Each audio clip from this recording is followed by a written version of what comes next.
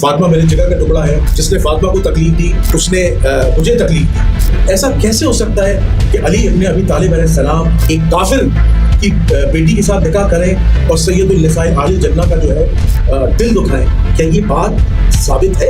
اول چیز یہ ہے کہ جو بھی حدیث بیان کرتے ہیں وہ تین شخصیتوں کی توہین کر رہے ہوتے ہیں۔ سب سے پہلی توہین خود رسول اللہ صلی اللہ علیہ وآلہ وسلم کی۔ امیر المومنین نے تو شادی نہیں کی ابو جہل کی بیٹی سے، وہ گئی کہاں پھر؟ مولا کائنات جو ہے وہ انبیاء سے افضل کیسے ہو سکتے ہیں؟ چونکہ مولا کائنات پر نہ کوئی آسمانی کتاب نازل ہوئی، نہ مولا کائنات پر کوئی وحی آتی تھی، نہ مولا کائنات کو نبوت ملی، نہ رسالت ملی۔ غیر نبی سے افضل کیسے ہو سکتا ہے؟ آپ مشہور معروف حدیث طاہر، تو رسول اللہ نے کہا کہ یا اللہ اس فرد کو بھیج جو میرے بعد تجھے سب سے زیادہ بڑھ کر عزیز۔ تو اللہ کے لیے کیا یہ مسئلہ تھا وہ عیسیٰ کو بھیج دیتے، ابراہیم کو بھیج دیتے؟ تو اللہ رب العالمین نے کسے بھیجا؟ امیر المومنین علی علیہ السلام کو۔ یعنی یہ بات رسول اللہ نے اللہ سے فیصلہ کروا دیا کہ میرے بعد اگر ہوئے زمین پر کوئی افضل ہے تو علی بن ابی طالب۔ تو ڈائریکٹ الہام کا مقصد کیا ہوتا ہے؟ یہ بھی ایک وحی کی قسم ہے۔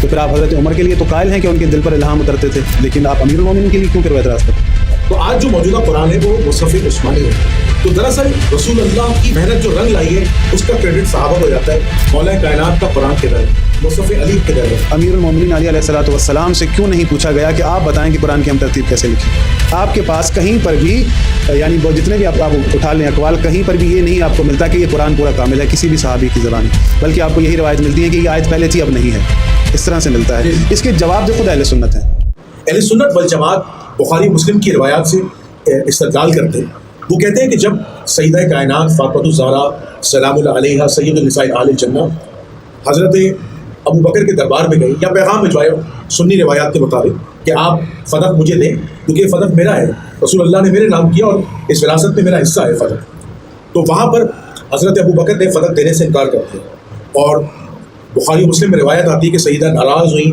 غضبناک ہوئیں اور ترک تعلق کر لیا، اور پھر ان کا وصال ہوا بخاری مسلم کے مطابق، اور مولا کائنات نے وصیت کے مطابق راتوں رات ان کی تدفین کر دی۔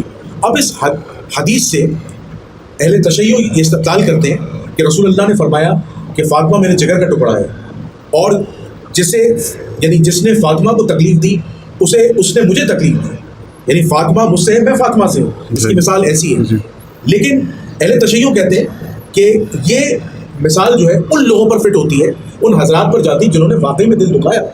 لیکن افسوس کے ساتھ کہنا پڑتا ہے کہ ہمارے جو بعض اہل سنت اسکالرز ہیں وہ کہتے ہیں کہ دراصل معاذ اللہ فاطمہ الزہرا کا دل دکھانے والے مولا کائنات علی بن ابی طالب علیہ السلام ہیں، اور وہ صحیح مسلم کی روایت پیش کرتے ہیں، اور وہ کہتے ہیں کہ جب ایک دفعہ مولا کائنات جو ہے وہ معاذ اللہ ابو جہل کی بیٹی سے نکاح کرنے کا انہوں نے ارادہ کیا، تو یہ بات حضرت فاطمہ الزہرا کو پتہ چلی اور وہ ناراض ہوئیں اور رسول اللہ کے پاس روتی روتی آئیں اور رسول اللہ سے مولا کائنات کی شکایت کی کہ مولا کائنات جو ہے علی بن ابی طالب ابو جہل کی بیٹی سے نکاح کرنا چاہتے ہیں۔ تو اس کے بعد رسول اللہ غضبناک ہوئے، مسجد نبوی میں سب کو بلایا اور اعلان کیا کہ فاطمہ میرے جگر کا ٹکڑا ہے، جس نے فاطمہ کو تکلیف دی اس نے مجھے تکلیف دی، اور کہتے ہیں کہ اس مسجد نبوی میں مولا کائنات بھی بیٹھے تھے، اور مولا کائنات نے پھر جو ہے وہ نکاح کا جو ارادہ ہے وہ ترک کر دیا۔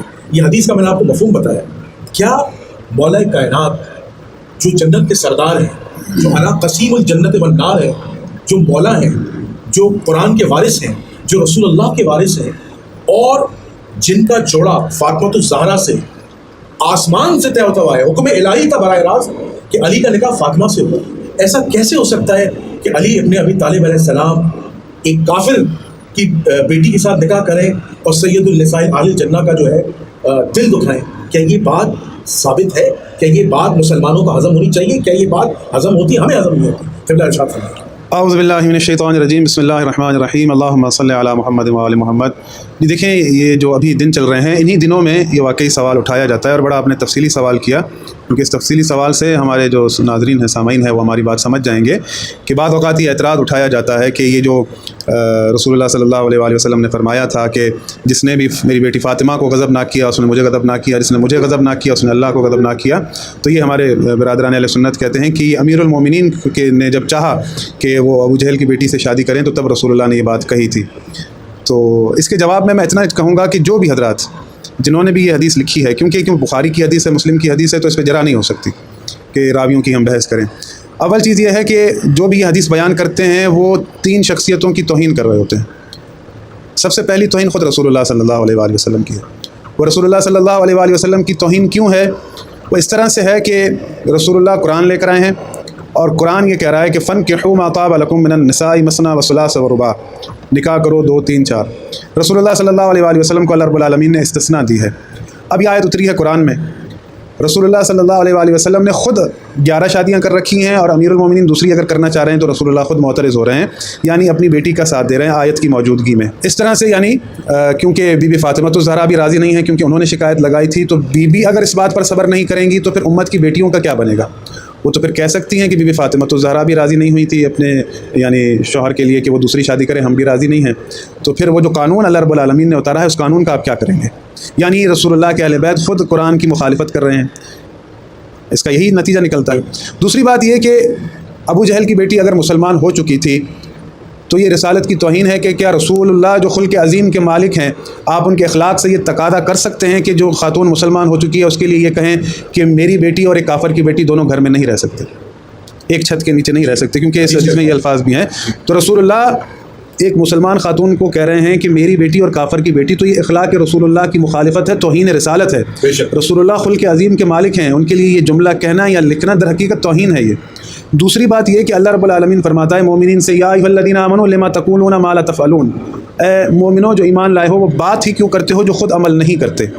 کبر مقتا عند اللہ ان تقولوا ما لا تفعلون، اللہ رب العالمین کو یہ بات سخت ناپسند ہے کہ جو بات تم کہو پھر اس پہ عمل نہ کرو۔ اب یہی میں اپنا بارہا جملہ دہراتا ہوں کہ رسول اللہ صلی اللہ علیہ وآلہ وسلم کبھی بھی قرآن کی مخالفت نہیں کر سکتے۔ وہ یہ کہہ رہے ہیں کہ میری بیٹی اور ایک کافر کی بیٹی دونوں ایک چھت کے نیچے نہیں رہ سکتے، حالانکہ ان کے اپنے گھر کے اندر اس وقت ابو سفیان مسلمان نہیں ہوئے تھے، بی بی حفصہ تھی۔ تو یہاں پر آپ کیا کہیں گے؟ ام حبیبہ، ہمارا میں نام غلط لے گیا۔ بی بی ام حبیبہ جو ہے رسول اللہ کے خود کے گھر میں موجود ہیں، وہ کس کی بیٹی تھی؟ کیا اس وقت ابو سفیان ایمان لائے تھے؟ تو امیر المومنین کیوں کہہ رہے ہیں کہ میری بیٹی اور کافر کی بیٹی یہ گھر میں نہیں رہ سکتے، حالانکہ خود ان کے گھر میں بی ام حبیبہ موجود ہیں؟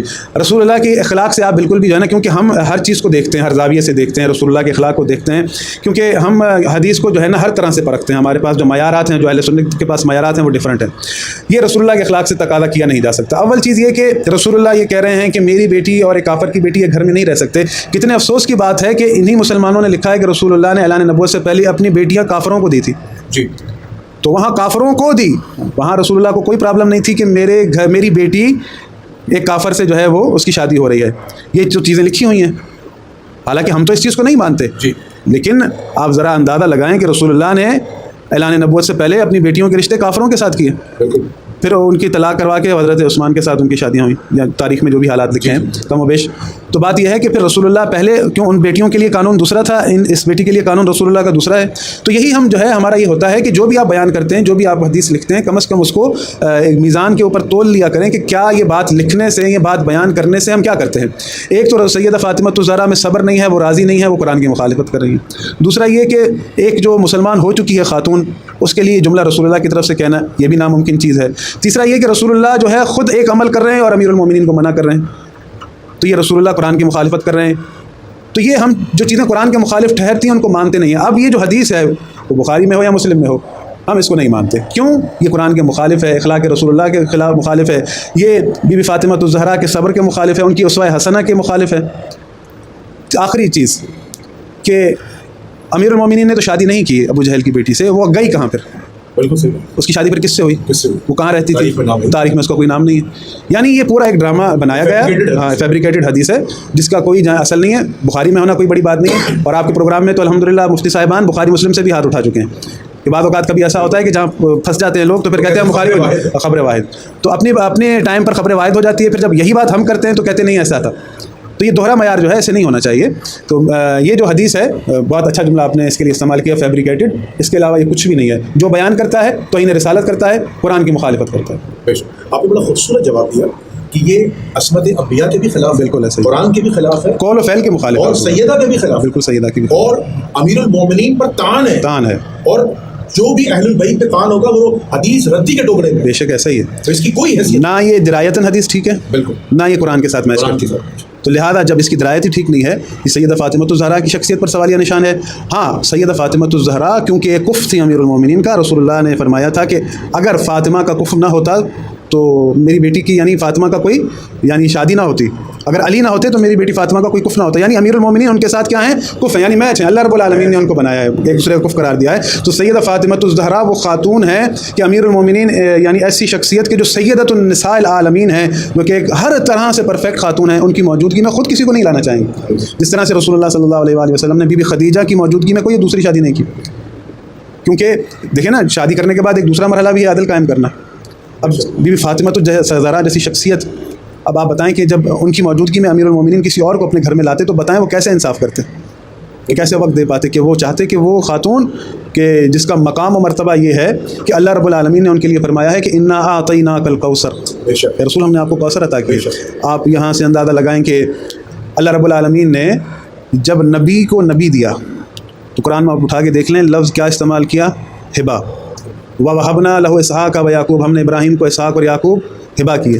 ہم نے زکریا کو یحییٰ ہبا کیا. لیکن جب سیدہ فاطمہ الزہرا کی بات آئی، رسول اللہ کی بات آئی، پورا قرآن کا لہجہ ہی تبدیل ہو گیا. اللہ رب العالمین نے یہاں پر لفظ ہبا استعمال نہیں کیا، بلکہ کیا کہا کہ انا اعطیناک الکوثر. سبحان اللہ. یعنی آپ انداز دیکھ لیں قرآن کا لہجہ کس طرح تبدیل ہو گیا. نبی مرد ہیں، نبی کا بیٹا وارث اس کا مرد ہے، لیکن اللہ رب العالمین رسول اللہ کو بی بی فاطمہ الزہرا عطا کر رہے ہیں اور لفظ ہبا نہیں کہہ رہے، بلکہ کیا کہہ رہے ہیں؟ انا اعطیناک الکوثر، یعنی جو کبھی نہ تمام ہونے والی چیز. اگر آپ مجھے اجازت دیں، میں اس خوبصورت آپ کے استدلال سے کچھ ایڈ آن کرنا چاہتا ہوں. وہ یہ ہے کہ مولا کائنات نے جب تک فاطمہ الزہرا سلام اللہ علیہا زندہ رہی، رسول اللہ کی سنت کو زندہ کیا. کیسے؟ کہ جس طرح بی بی خدیجہ الکبریٰ سلام اللہ علیہا جب تک زندہ رہی، محمد رسول اللہ نے شادی کی تھی. بالکل ایسا ہی. اسی طرح علی ابن ابی طالب علیہ السلام نے اس وقت تک دوسرا نکاح نہیں کیا جب تک بی بی فاطمہ الزہرا سلام اللہ علیہا جو ہے ان کا وصال نہیں ہو جاتا. بالکل. تو یہ دو مثالیں ایسی ہیں کہ پیغمبر کی اور اس کے وسیع دونوں ایک دوسرے کے پیرل ہیں اور نبی کی سنت کو قائم کرنے والے مولا کائنات. بالکل ایسا. میرا دوسرا بڑا اہم سوال ہے، ایک چیز میں لاسٹ میں یہ کہنا چاہوں گا کہ کیونکہ سیدہ فاطمہ الزہرا یہ لفظ موجود ہیں جب تک زندہ تھیں ناراض رہیں، تو اس بات کو یعنی ڈائیورٹ کرنے کے لیے اس حدیث کو یعنی بنایا گیا، گھڑا گیا. مولا کائنات پر ڈال دیں گے. ستم ظریفی کتنی ہے؟ تہمت. یعنی یہی جو الزام ہے وہ ڈال کس پر دیا گیا؟ امیر المومنین کا. اور بڑے افسوس کی بات ہے کہ پھر بیان ہوتا ہے مجالس کے اندر اپنے جلسوں میں کہ بھئی یہ تو امیر المومنین کے لیے تھا. تو لوگوں کو سوچنا چاہیے کہ یہ اپنی باتوں سے انسان لوگوں کو دھوکہ دے سکتا ہے، لیکن اپنی باتوں سے انسان اللہ کو دھوکہ نہیں دے سکتا. قبلہ بڑی خوبصورت آپ نے بات کی. اچھا، ایک بڑا اہم سوال ہے، مولا کائنات پر اعتراض ہوتا ہے اور اہل سنت والجماعت کی طرف سے ہوتا ہے، اور یہ سوال میں نے علامہ انور علی نقشی صاحب کے ساتھ بھی کیا تھا اور انہوں نے بھی ماشاء اللہ بڑے اچھے دلائل کیے تھے. لیکن آپ سے میں خصوصی اس لیے کر رہا ہوں یہ سوال کیونکہ ماشاء اللہ آپ حافظ قرآن ہیں اور آپ کی اسپیشلٹی قرآن میں ہے. تو آج انشاءاللہ میں پر امید ہوں کہ آپ اس کا جو جواب قرآنی جواب دیں گے، انشاءاللہ عوام الناس جو ہے وہ مطمئن بھی ہوں گی اور امت کے لیے ہدایت کا باعث بنے گا یہ جواب. اہل سنت والجماعت کا اعتراض ہے کہ مولا کائنات جو ہے وہ انبیاء سے افضل کیسے ہو سکتے ہیں، چونکہ مولا کائنات پر نہ کوئی آسمانی کتاب نازل ہوئی، نہ مولا کائنات پر کوئی وحی آتی تھی، نہ مولا کائنات کو نبوت ملی، نہ رسالت ملی، ٹھیک ہے، اور نہ انبیاؤں کی طرح امامت ملی. تو مولا کائنات، اور سب سے بڑی بات مولا کائنات تو غیر نبی ہے، تو غیر نبی سے افضل کیسے ہو سکتا ہے؟ یہ آپ قرآن سے ثابت. دیکھیں، میں ایک چھوٹا سا طالب علم ہوں، الحمدللہ ہمارے بزرگ علماء نے بہت بہترین جواب دیے ہیں جو لوگوں کے لیے تسلی بخش ہیں. میں یہ ہے کہ ایک آپ کو حدیث سنا سکتا ہوں ائمہ کی کہ جو انہوں نے جواب دیا ہے، کیونکہ یہ نئے سوالات نہیں ہیں کہ نئے لوگوں نے کرنا شروع کیے ہیں، یہ نیا ہمارا عقیدہ نہیں بنا. امیر المومنین علی علیہ الصلوۃ والسلام کو انبیاء سے افضل مانتے ہیں، یعنی ابتدا سے مانتے ہیں، اور رسول اللہ صلی اللہ علیہ وآلہ وسلم کے فیصلے کے مطابق مانتے ہیں. اول رسول اللہ صلی اللہ علیہ وآلہ وسلم کا یہ فیصلہ کہ رسول اللہ صلی اللہ علیہ وآلہ وسلم کے پاس ایک پرندہ تھا جو بھنا ہوا، آپ مشہور معروف حدیث سے طیر. تو رسول اللہ نے کہا کہ یا اللہ اس فرد کو بھیج جو میرے بعد تجھے سب سے زیادہ بڑھ کر عزیز ہو، سب سے زیادہ محبوب ہو. تو اللہ کے لیے کیا یہ مسئلہ تھا؟ وہ عیسیٰ کو بھیج دیتے، ابراہیم کو بھیج دیتے. جب رسول اللہ کے پاس حضرت خضر آ سکتے ہیں، انسان یعنی ظاہری طور پر سوال کر سکتے ہیں، تو کیا کسی نبی کا آنا محال ہے؟ حضرت عیسیٰ بھی تو دوبارہ زمین پر لوٹ کر آئیں گے نا. تو اللہ رب العالمین نے کسے بھیجا؟ امیر المومنین علی علیہ الصلوۃ والسلام کو. یعنی یہ بات رسول اللہ نے اللہ سے فیصلہ کروا دیا کہ میرے بعد اگر وہ زمین پر کوئی افضل ہے تو علی ابن ابی طالب ہے. دوسری چیز کہ جو نبی گزشتہ زمانے میں آئے ہیں وہ خاص ایک قریہ کے لیے، ایک طائفے کے لیے ہوتے تھے، کسی اقوام کے لیے ہوتے تھے، یعنی ان کی نبوت کا اطلاق تمام دنیا پر نہیں ہوتا تھا. رسول اللہ صلی اللہ علیہ وآلہ وسلم وہ ذات ہیں کہ جن کے لیے اللہ رب العالمین نے فرمایا ہے کہ وما ارسلناک الا کافۃ للناس بشیرا ونذیرا ولکن اکثر الناس لا یعلمون، کہ ہم نے آپ کو نہیں بھیجا مگر تمام انسانوں کے لیے بشارت دینے والا، ڈرانے والا، لیکن اکثر انسان اس بات کو نہیں جانتے۔ تو رسول اللہ صلی اللہ علیہ وآلہ وسلم تمام انسانیت کے لیے آئے ہیں اور عالمین کے لیے رحمت بن کر آئے ہیں۔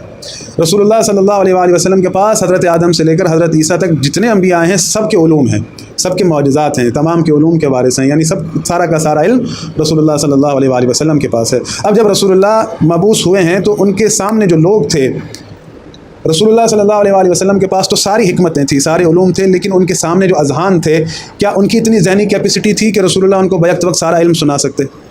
نہیں، کیونکہ جو ان کا وقت گزرا تھا پچھلا زمانہ جاہلیت کا، ابھی آئے ہیں تو ان کی جو رسول اللہ کے پاس علم ہے کیا وہ سارا کا سارا لے سکتے ہیں یا رسول اللہ ان کو پہنچا سکتے ہیں؟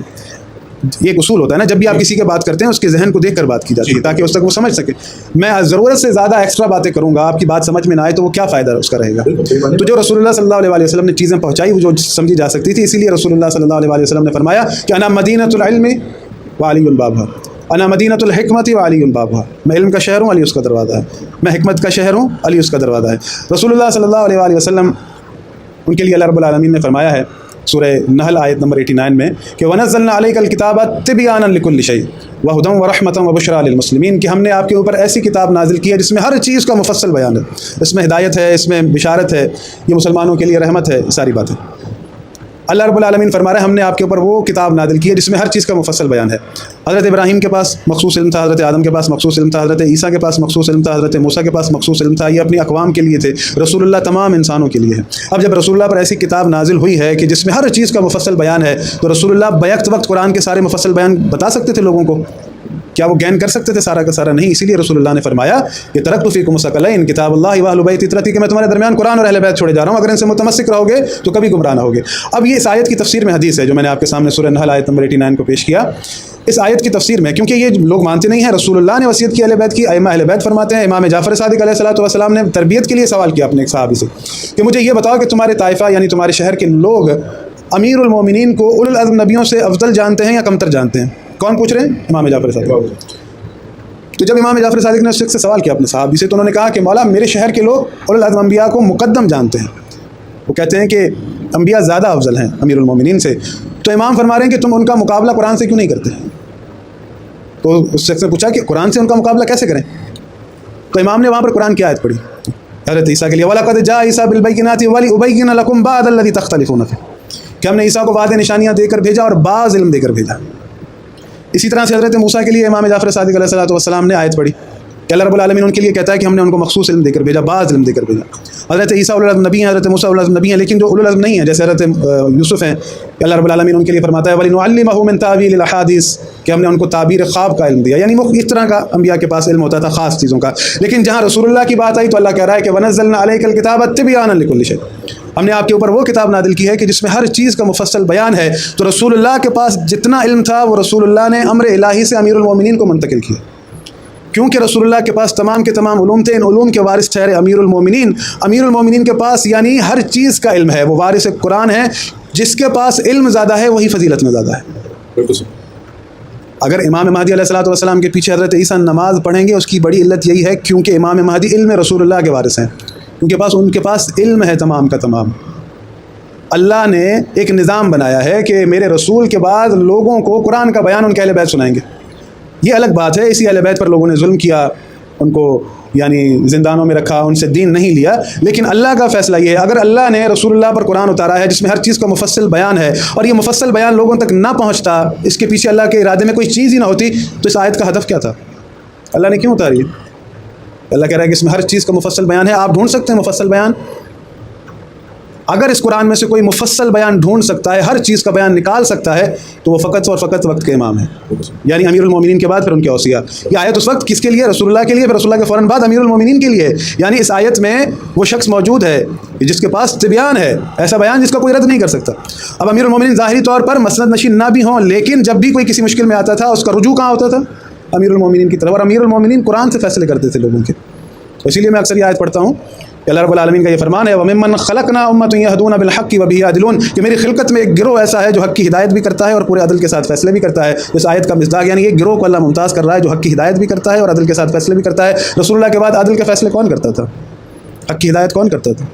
امیر المومنین ہی وہ ذات تھی کہ جو عدل کے فیصلے کرتے تھے، اور لوگوں نے دیکھا ان کا علوم کیسا ہے، ہر شخص نے وہاں رجوع کیا، یہاں تک کہ یہ کہا گیا کہ علی نہ ہو تو ہم ہلاک ہو جائیں۔ اچھا قبلہ، اگر آپ مجھے اجازت دیں، ایک اہل سنت والجماعت کا بڑا ایک سخت اعتراض ہے۔ جی اہل سنت یہ کہتے ہیں کہ اہل تشیع جو ہے وہ وزن ہے کہ مولا کائنات کو انبیاء سے افضل کرنے کی کوشش کرتے ہیں بعد رسول اللہ۔ اچھا ان کا اعتراض یہ ہے کہ یہ جتنے مولا کائنات کے جو فضائل آپ نے پڑھے ہیں یا جو دیگر شیعہ علماء پڑھتے رہتے ہیں، یہ سب جزوی فضیلتیں ہیں۔ کلی فضیلت اس وقت مولا کائنات کو سبقت لے جائے گی دیگر انبیاء پر جب مولا کائنات کے بعد نبوت ہوتی، رسالت ہوتی، اور ان کے پاس جو ہے وہ انبیاء جیسی زمینی خلافت ہوتی، یا مثال کے طور پر ان پر وحی نازل ہوتی، یا مثال کے طور پر یہ کہہ لیجئے کہ ان کے پاس وہ منصب ہوتا جو انبیاء کے پاس نہیں ہوتا۔ تو یہ چیزیں تو انبیاء والی کوالٹیز تو ان کے اندر ہیں ہی۔ دیکھیں میری بات سنیں، عہدہ جو ہے امامت کا حضرت ابراہیم کو ملا ہے لاسٹ میں، اور عہدہ امامت کیونکہ رسول اللہ کے بعد نبوت چلنی نہیں، جیسا کہ میں نے آپ کے سامنے عرض کر دیا کہ ہر نبی اپنی قوم کے لیے آتے تھے، اپنے یعنی شہروں کے لیے، کہ بعض اوقات ایسا ہوا ہے کہ ایک شہر کے لیے نبی آئے ہیں۔ یہ بات ہو رہی ہے پوری انسانیت کی۔ اگر آپ نے یہ سوال کیا ہے تو میں آپ کو دوبارہ اسی آیت کی طرف لے کر جاؤں گا جو میں نے ابھی پچھلی گفتگو میں کی، کہ اللہ رب العالمین فرماتا ہے کہ وما ارسلناک الا کافۃ للناس بشیرا ونذیرا ولکن اکثر الناس لا یعلمون، ہم نے آپ کو نہیں بھیجا مگر تمام انسانوں کے لیے بشارت دینے والا، ڈرانے والا، لیکن اکثر لوگ نہیں جانتے۔ کتنی زندگی رسول اللہ نے دنیا میں گزاری ہے؟ 63 سال۔ اس کے بعد جو انسانیت ہے، اللہ کہہ رہا ہے ان کے رسول بھی محمد ہیں، رسول اللہ دنیا سے چلے گئے، اب ان کو بشارت کون سنائے گا، ان کو خوشخبری کون سنائے گا؟ آیت کا ہدف کیا ہے بتائیں؟ یہ ذمہ داری انسانیت کی ملی ہے، ہول ورلڈ۔ اہل سنت کا جواب دیتے ہیں، دیکھیں ان کے خلفاء، ہاں ان کے خلفاء کی اگر بات کریں گے تو پھر خلفاء پہلے امیر المومنین ہیں، دوسرے امام حسن ہیں، تیسرے امام حسین ہیں، اور وہ خلفاء ہیں کہ جن کے رسول اللہ نام لے کر گئے ہیں کہ یہ میرے خلیفہ ہیں۔ جی بات سمجھ رہے ہیں نا آپ، کہ رسول اللہ جب دنیا میں آئے ہیں تو اللہ ان کے لیے کہہ رہا ہے کہ یہ پوری انسانیت کے لیے آئے ہیں۔ اب دنیا کے اندر کوئی جاپان میں رہتا ہو، کوئی امریکہ میں رہتا ہو، کوئی رشین ہو، ہم نے ایک جملہ سنا تھا کہ کسی نے کہا تھا کہ یہ جاپنیز لوگ زیادہ پڑھے لکھے ہیں جی، اور یہ چائنیز اور یہ سارے جو ہے نا زیادہ، پھر بھی ہم کس کی وہ کرتے ہیں؟ اتباع رسول اللہ کی، یعنی ان کو بڑا کہہ کر، علم والا کہہ کر، کیونکہ ہم رسول اللہ، اب اس کا ہدف کیا تھا یہ بات کہنے کا؟ میں اس کی وضاحت میں نہیں جاتا، لیکن میں آپ کو اتنا بتا دوں، دنیا کے اندر کوئی امریکن ہو، کوئی جاپنیز ہو، کوئی رشین ہو، کوئی بھی ہو، اللہ رب العالمین نے اس کے لیے اگر کسی کو رکھا ہے تو وقت کے امام کو رکھا ہے۔ یہ در حقیقت رسالت کے بعد ان کے اہل بیت ہیں کہ جن کی وصیت رسول اللہ نے کی ہے، کہ اسی لیے یہ حدیث ہم اکثر بیان کرتے ہیں کہ رسول اللہ کے اوصیاء انہی میں سے ہیں، اولنا محمد، اوسطنا محمد، آخرنا محمد، یعنی رسول اللہ کے علم کے وارث ہیں۔ تو جہاں علمیت ہوتی ہے، جہاں علم ہوتا ہے، جس کے پاس علم ہے وہی عہدے میں بڑا ہے، وہ عہدے میں بڑا ہے، ذمہ داری میں بڑا ہے۔ اگر آپ یہ بات کریں گے، اگر جو آپ نے سوال کیا تو پھر میں وہی بات کروں گا، تو حضرت عیسیٰ کے ذریعے سے اللہ صرف فقط ساری دنیا میں عدل قائم کروا لیتا، روئے زمین پر اپنا دین نافذ کروا لیتا، لیکن یہ سارا سہرا امام مہدی کے سر کیوں ہے؟ کہ حضرت عیسیٰ بھی امام مہدی کے پیچھے نماز پڑھیں گے، اور مسلم میں لکھا ہے کہ حضرت عیسیٰ پر وحی اترے گی۔ تو جب آپ کہتے ہیں وحی کا سلسلہ منقطع ہو گیا، حضرت عیسیٰ پر اترے گی۔ اب میں آپ کو قرآنی ثبوت دے دوں کیونکہ آپ نے سوال کیا ہے، تو اللہ رب العالمین یہ فرماتا ہے کہ یہ اگر میں نمبر نہیں بتاتا نا، اس وجہ سے بہت سارے مسائل ہوتے ہیں، تو اس وجہ اسی لیے میں چاہتا ہوں کہ میں نمبر بتا دوں، جی بالکل، تاکہ عوام الناس کی اصلاح ہو سکے۔ اللہ رب العالمین فرماتا ہے کہ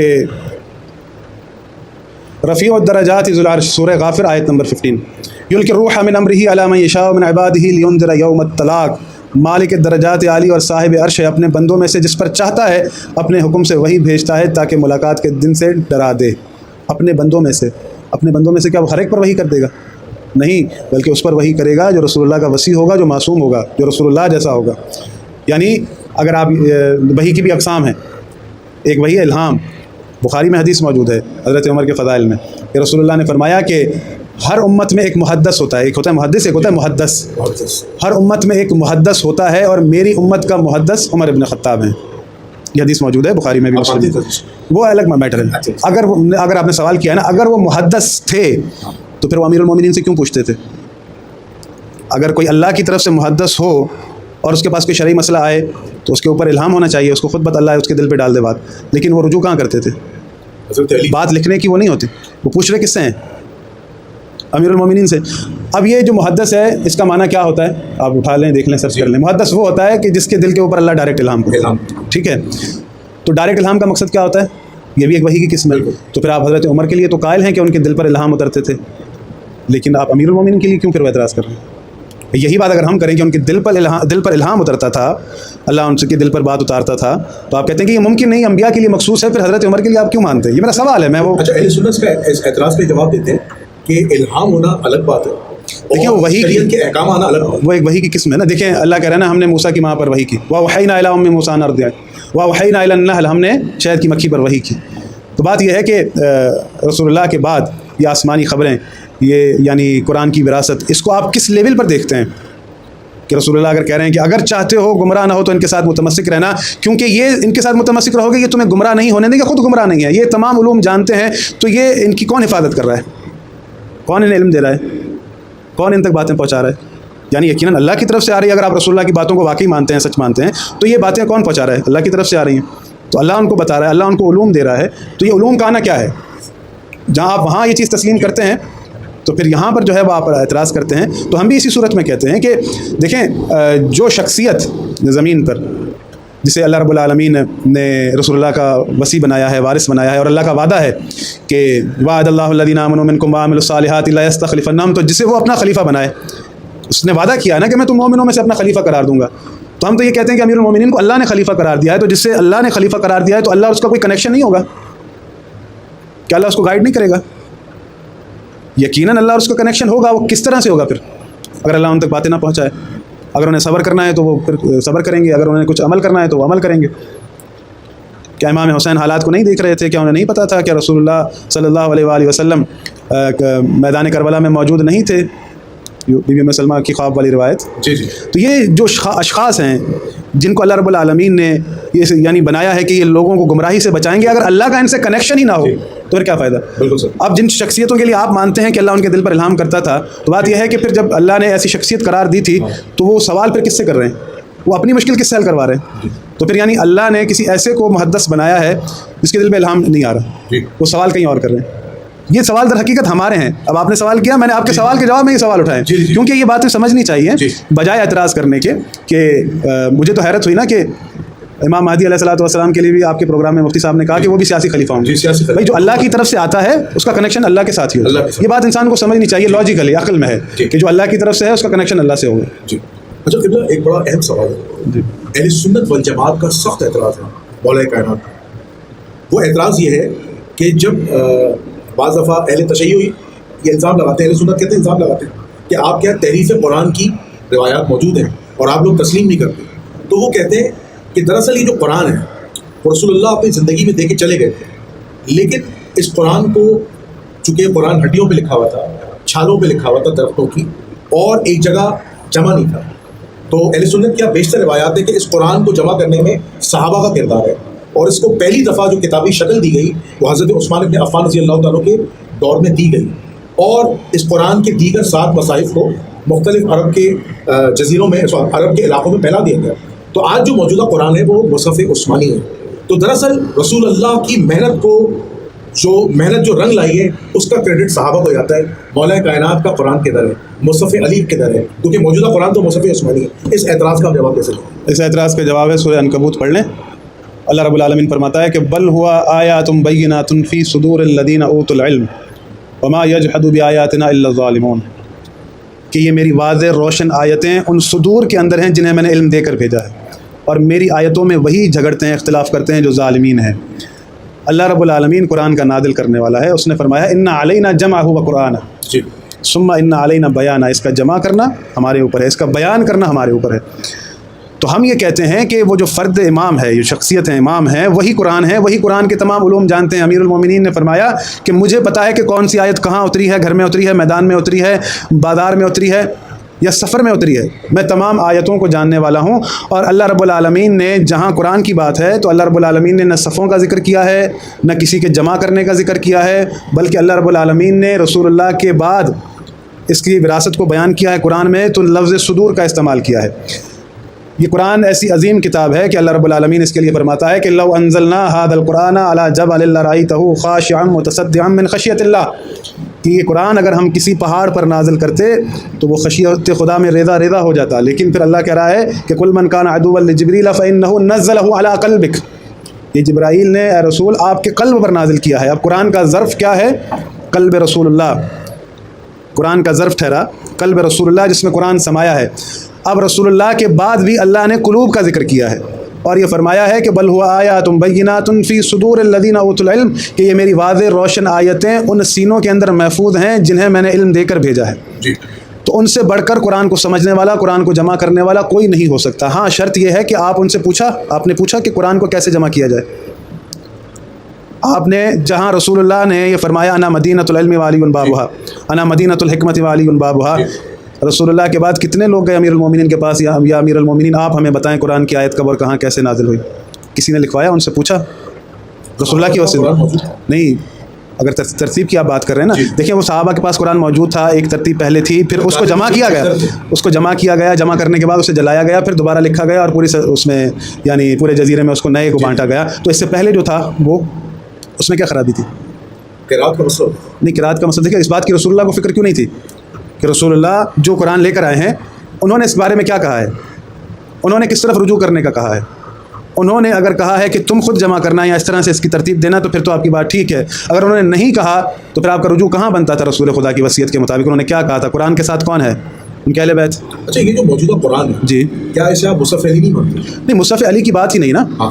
دیکھیں نا بات یہ ہے کہ جس طرح سے رسول اللہ پر نازل ہوا ہے یا جس طرح سے رسول اللہ کے زمانے میں تھا، اب کیونکہ اس میں یعنی ایک ہمیں یہ روایت ملتی ہے کہ وہ پچھلے کو جلا کر نیا جو ہے وہ دیا گیا، تو اب ایک یعنی اس میں آ گیا نا کہ پیچھے کیا تھا ایسا. اگر اسی ترتیب میں لکھا گیا تھا تو پھر جلانے کی ضرورت نہیں تھی. اسی ترتیب میں اس کو مزید نسخے بانٹ دیے جاتے، اسی ترتیب میں لکھ کر مزید نسخے بانٹ دیے جاتے. یہ جمع کر کے جلانے کا کیا وہ تو آپ بتائیں گے نا، یہ جمع کر کے جلایا کیوں گیا؟ اچھا اس میں ایک روایت ہے. جی اس میں ایک روایت میں نے صحیح بخاری کے اندر پڑھی تھی کہ حذیفہ بن یمان کہتے ہیں کہ قرآن مجید جب لوگوں کے سینوں میں منتقل ہو رہا تھا تو بہت سے ایسے نئے مسلمان آئے رسول اللہ کے وصال کے بعد جن کی جو قرآن مجید کو غلط پڑھ رہے تھے، یعنی قرات میں شدید اختلاف ہو گیا تھا اور قرآن جو تھا وہ اپنی موجودہ حالت میں یعنی کتابی شکل میں نہیں تھا. تو انہوں نے شکایت لگائی کہ آپ جنگ کے اندر مصروف ہیں، آپ کو سب سے پہلا کام یہ کرنا چاہیے کہ اس قرآن کو کتابی شکل میں لائیں. قرآن بے شک محفوظ ہے لیکن ایسا نہ ہو کہ مسلمان قرات کی وجہ سے قرآن کو غلط لکھ بیٹھیں یا آیات کا غلط مفہوم نکال دیں. تو حضرت عثمان نے 4 رکنی کمیٹی بنائی جس کا صدر بنایا زید بن ثابت کو، اور زید بن ثابت اور ایک اور صحابی تھے جن کی کہتے ہیں گواہی 2 گواہوں کے برابر ہے. تو اور اس میں 2 اور صحابہ تھے، عبداللہ بن زبیر بھی تھے، ایک اور صحابی تھے. تو ان کی کمیٹی بنائی، قرآن کو فائنلائز کیا گیا اور پھر حضرت حفصہ کے پاس بھی رسول اللہ کا لکھا ہوا نسخہ موجود تھا اور پھر قرآن کو ترتیب دیا گیا اور پھر اس قرآن کو رائج کر دیا گیا. یہ بتایا گیا. اب ہمارے پاس جو اس وقت قرآن موجود ہے اور آپ تو آپ کو پتہ ہے بعد میں جی وہ تو بعد میں رکھے. حضرت عثمان والا قرآن آج بھی اہل سنت دعویٰ کرتے ہیں کہ مدینے کی لائبریری موجود ہے جو بغیر زیر زبر پیش کیا ہے وہ محفوظ ہے ان کے پاس. تو میرا سوال یہ ہے کہ اہل سنت جو اعتراض کر رہے ہیں کہ اہل تشیعوں کا یہ دعویٰ ہے کہ اصل جو قرآن تھا مصحف علی تھا جو غائب ہے اور یہ جو موجودہ قرآن ہے مصحف عثمانی ہے، اس اعتراض کا جواب کیسے دیتے ہیں؟ نہیں مصحف علی کی بات اگر کر رہے ہیں تو میں یہ کہہ رہا ہوں، میں نے آپ کو یہی سمجھانا چاہا ہے کہ قرآن یعنی علی، میرے شاید لوگ جملے کو غلط سمجھ لیں. میں نے آپ سے عرض کیا تھا کہ امیر المومنین علی علیہ الصلوۃ والسلام کو پتہ تھا کہ کون سی آیت کس وقت اتری ہے، کون سی آیت. امیر المومنین علی علیہ الصلوۃ والسلام کے پاس یعنی تمام علوم موجود تھے اور ان کو پتہ تھا، ایک پوری ترتیب بنی ہوئی تھی. میں یہ عرض کر رہا ہوں جیسا کہ آپ نے جو کمیٹی کا وہ سارا کیا زید بن ثابت والا، اسی سارے اس میں امیر المومنین علی علیہ الصلوۃ والسلام سے کیوں نہیں پوچھا گیا کہ آپ بتائیں کہ قرآن کی ہم ترتیب کیسے لکھیں؟ اس سوال کا جواب کیسے دیں گے؟ یہ جو چیزیں ہوئی ہیں نا، اب یہ ہے کہ ہم یہ نہیں کہتے. دیکھیں قرآن میں کمی پیشی ہے، اس کے اہل سنت قائل ہیں. اول چیز کہ آپ کی کتابوں میں لکھا ہے کہ ام المومنین حضرت عائشہ کہتی ہیں کہ رسول اللہ کی وفات کے وقت بکری آئی، وہ میرے تکیے کے نیچے آیات رکھی تھی، وہ جس میں یعنی رضاعت کبیر کا جو ہے وہ مسئلہ تھا، وہ آیات تھی، وہ اب نہیں ہیں. تو یہ سب سے پہلے جو ہے نا آپ لوگوں کے پاس یہ مسئلہ ہے. پھر وہ رجم والی آیات والے معاملات وہ سارے آپ کے پاس موجود ہیں. یعنی آپ کے پاس کہیں پر بھی یعنی جتنے بھی آپ اٹھا لیں اقوال، کہیں پر بھی یہ نہیں آپ کو ملتا کہ یہ قرآن پورا کامل ہے کسی بھی صحابی کی زبانی، بلکہ آپ کو یہی روایت ملتی ہے کہ یہ آیت پہلے تھی اب نہیں ہے. اس طرح سے ملتا ہے. اس کے جواب تو خود اہل سنت ہیں کہ ایسا کیوں ہوا ہے، یہ بتائیں. اگر آپ کے پاس کوئی ایک حدیث موجود ہے کسی صحابی کی، اس نے کہا کہ یہ پورا قرآن کامل ہے، تو لا کر دکھا دیں. بلکہ اس سوال کا جواب شیعوں سے کرنے سے پہلے خود اہل سنت کو دینا چاہیے، پروف کرنا چاہیے کہ ان کے پاس کیا یہ تواتر موجود ہے صحابہ کا کہ یہ قرآن پورا کامل ہے. وہ پہلے ان کو یہ جواب لانا چاہیے، پھر ہم پر اعتراض کرنا چاہیے. ان کے پاس یہ سارا معاملہ لکھا ہے. ہمارے پاس جو معاملہ ہے، اگر قرآن کی بات کر رہے ہیں تو یہ جو قرآن ہم پڑھ رہے ہیں یہ قرآن اللہ کا قرآن ہے، اور ہم اس کو اسی طرح سے مانتے ہیں جس طرح اہل سنت مانتے ہیں. ہاں، ہم اس قرآن کو تنہا نہیں مانتے، ہم اس قرآن کے ساتھ اس قرآن کے وارث کو مانتے ہیں، اہل البیت علیہم السلام، کہ جن کس سے کچھ نہیں پوچھا گیا، نہ اس کی ترتیب کے حوالے سے، نہ اس کے بیان کے حوالے سے، نہ اس کی تفسیر کے حوالے سے. حالانکہ اللہ رب العالمین نے پہلے ہی کہہ دیا تھا کہ اس کی تعویل میں جانتا ہوں، والراسخون فی العلم. پھر وہی آیت دہراؤں گا، ثم ان علینا بیان ہے، اس کے بیان کی ذمہ داری ہم پر ہے، اللہ پر ہے. تو اللہ خود آ کر بیان کرے گا اسے. یعنی کہ قرآن کو بیان کون کرے گا کہ جس میں ہر چیز کا مفصل بیان ہے؟ تو اللہ نے اس کا ایک صاحب ایسا بنایا ہے کہ جو سمجھائے گا لوگوں کو. تو جو وہ قرآن بیان کرے گا وہی اس کی ترتیب ہے، وہی بتائے گا کہ اس کی ٹھیک ترتیب کیا ہے. تو ہم تو اس چیز کو دیکھ رہے ہیں نا کہ اہل بیت علیہ السلام سے پوچھا نہیں گیا. ہاں، اگر کوئی ہم پر یہ اعتراض اٹھا لے، چلے انہوں نے نہیں پوچھا، آپ کہاں تھے؟ بھائی ہم اگر ایسا کرتے کہ ان سے وہ چیزیں لیتے تو اختلاف ہوتا مسلمانوں کے اندر، اور امیر المومنین نے اس اختلاف کی وجہ سے تو اپنے حق کو ہی چھوڑ دیا کہ اختلاف نہ ہو. اگر کوئی ہم پر یہ اعتراض کر لے کہ آپ نے کیوں نہیں امیر المومنین سے لیا یا باقی ائمہ سے لیا، تو اس کا بھی کوئی حکمت ہے، کوئی ہدف ہے. اہل سنت کے مقابلے میں شیعہ تھے کتنے؟ اگر ہم یہ چیز کرتے ہیں، ہم نے تو ان سے تفسیریں لی ہیں، اور ہماری تفاسیر میں ائمہ کی ساری وہ حدیث موجود ہیں، تفاسیر لی ہیں ان سے. ہم نے ترتیب کے معاملے میں، کیونکہ ایک چیز میں اختلاف نہ ہو، ائمہ نے بھی یہی چاہا، تو اس چیز کو نہیں چھیڑا. لیکن اس کی تفسیر ائمہ نے بیان کی، ہمارے پاس بالکل ڈفرینٹ ہے، آپ کے پاس بالکل ڈفرینٹ ہے. آپ کے پاس تو رسول اللہ کی تفسیر نہیں ہے، آپ کے تو خود علماء اس بات کے معترف ہیں کہ رسول اللہ نے قرآن کی تفسیر نہیں کی. لیکن ہمارے پاس رسول اللہ کی بھی تفسیر ہے، ائمہ معصومین علیہ السلام کی بھی قرآن کی تفسیر موجود ہے. ہم نے تو ان سے ساری تفاسیر لی ہیں، کیونکہ وہ اس کا بیان جانتے ہیں، اس کا شان نزول کیا آیت کا، انہوں نے وہ ساری چیزیں بیان کی ہیں، تو ہم اس کو فالو کرتے ہیں. ہاں، اس کی ترتیب پر ہم جھگڑتے نہیں ہیں اس وقت. وہ ہم نے، کیونکہ اللہ نے بھی کہا ہے کہ جب وقت آئے گا امام مہدی ظہور فرمائیں گے تو ہر انسان کے لیے ہر چیز واضح ہو جائے گی، کیا تھا، کون سی آیت کس وقت اتری تھی، کہاں اتری تھی، ہر چیز صحیح ہو جائے گی. اچھا قبلہ، ایک بڑا اہم سوال ہے. مولا کائنات علی ابن ابی طالب علیہ السلام پر ایک، میں سمجھتا ہوں، تہمت باندھی جاتی ہے، اور اہل سنت مفسر قرآن نے اس کو اس قرآن کی آیت کی جو سورہ نساء کی آیت ہے کہ اور تم نماز کی طرف نہ جاؤ جب تم حالت نشے میں ہو، اس کی تفسیر میں وہ، اس کی شان نزول میں اور تفسیر میں وہ بیان کرتے ہیں کہ معاذ اللہ ایک دفعہ حضرت عبد الرحمن بن عوف رضی اللہ تعالیٰ نے مدینے میں دعوت عام کی، کیونکہ وہ پیسے لے آتے تھے، اور اس کے اندر مولا کائنات کو بھی بلایا گیا، اور صحابہ کرام نے بشمول مولا کائنات نے معاذ اللہ ثم معاذ اللہ شراب پی، اور شراب پینے کے بعد مولا کائنات کو امامت کے لیے آگے کر دیا گیا. اور کہتے ہیں کہ جب مولا کائنات نماز پڑھانا شروع کی اللہ اکبر کے بعد، آپ نے قرآن کو غلط پڑھا، یعنی سورہ کافرون کی آیت کو غلط پڑھ دیا. تو مولا کائنات کی مذمت میں معاذ اللہ ثم معاذ اللہ یہ سورہ نساء کی آیت نازل ہوئی کہ اور تم نماز کی طرف نہ جاؤ جب تم حالت نشے میں ہو. اہل سنت مفسرین علماء ڈھٹائی کے ساتھ، میں سمجھتا ہوں آنکھ میں آنکھ ڈال کر، میں تو بڑے سخت الفاظ یوز کرنے جا رہا ہوں، بغیرتی کے ساتھ بتاتے ہیں، کیونکہ اس وقت شراب کی حرام ہونے کا حکم نہیں آیا تھا، حرمت تھی نہیں، تو مولا کائنات کیا سختی تھے. جب شراب حرام ہوئی تو مولا نے چھوڑ دی. تو کیا یہ رسول اللہ کی تربیت پر براہ راست حملہ نہیں ہے؟ کیا یہ عصمت انبیاء پر براہ راست حملہ نہیں ہے؟ کیا یہ رسول اللہ کی رسالت پر سوال نہیں اٹھتا کہ یہ توہین رسالت نہیں؟ جواب دیتا. دیکھیں، بڑا اچھا سوال کیا آپ نے، لیکن آپ نے سوال کیا ہے نا، اب میرے سوالات سنیے گا. جی. یہ مولا علی ہیں جن کے لیے آپ نے یہ حدیث سنائی جو بیان کرتے ہیں کہ مولا علی نے شراب پی کر نماز پڑھائی، یہ مولا علی ہے نا، یعنی مولا علی کی ذات پر ظلم ہے. لیکن آپ رسول اللہ کے بارے میں کیا کہیں گے کہ رسول اللہ نے حبل کی تعریف کی، بتوں کی تعریف کی، آیات غرانیق وہ کس نے لکھی ہیں؟ تو بھائی جہاں رسول اللہ کو نہیں بخشا گیا تو مولا علی کیا چیز ہے؟ رسول اللہ صلی اللہ علیہ وآلہ وسلم نماز پڑھ رہے تھے، اور حالت نماز میں ان کو قرآن بھول گیا. ایک صحابی نے آیات یاد دلائیں، رسول اللہ نے نماز تمام کی، فرمایا اللہ اس کا بھلا کرے، اس نے مجھے بھولا ہوا قرآن یاد دلایا. بخاری میں لکھا ہے اعلان نبوت سے پہلے وہ جو بتوں کے نام پر جانور ذبح ہوتے تھے ان کا گوشت رسول اللہ کھاتے تھے. بخاری میں لکھا ہے. آپ نے سوال کیا ہے نا، تو اس لیے میں یہ باتیں کر رہا ہوں. تو جہاں رسول اللہ کی شخصیت کے ساتھ اتنا بڑا ظلم ہے تو پھر علی رسول اللہ کے والدین کو کافر لکھا، نعوذ باللہ. تو جہاں ان شخصیت کے ساتھ یہ ایسا کیا گیا ہے تو پھر آپ سوچیں کہ وہ کیا نہیں کیا جا سکتا. آپ کو یاد ہوگا میں نے ایک پروگرام میں مفتی صاحب کے سامنے کہا تھا کہ بخاری میں لکھا ہے رسول اللہ لوگوں کے سامنے برہنہ ہو گئے تھے اعلان نبوت سے پہلے.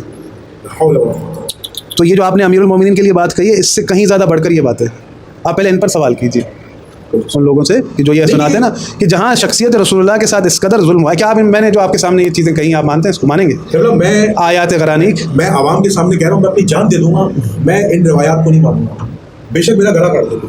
اس پروگرام کے بعد جی۔ کوئی گلا کاٹ دے، میں نہیں مان سکتا، مجھے اللہ کو جواب دینا۔ حالانکہ یہ روایت جھوٹی ہے، ضعیف ہے، سب من گھڑت ہے، لیکن پھر بھی کیا ہے، وہ بیان ہوتی ہے، اس کے آپ پڑھ لیں سارے احوال، کسی صورت بھی حدیث ٹھیک نہیں ہے۔ قبلہ میرا سوال ہے کہ مولا سے اتنی نفرت کیوں مسلمانوں کی، اتنی نفرت دیکھیں کہ انہیں معاذ اللہ شرابی بنا دی، معاذ اللہ۔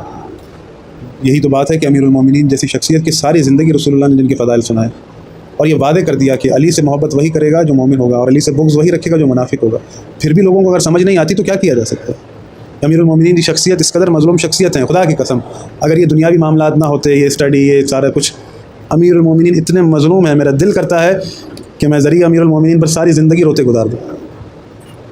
کس قدر مظلوم شخصیت ہیں جو ان کے ساتھ زیادتی کی گئی، بے شک لیکن کیونکہ یہی امیر کا حکم ہے کہ لوگوں کے درمیان زندگی گزارنی ہے، تو اس لیے بے شک میں یہاں رہ رہا ہوں۔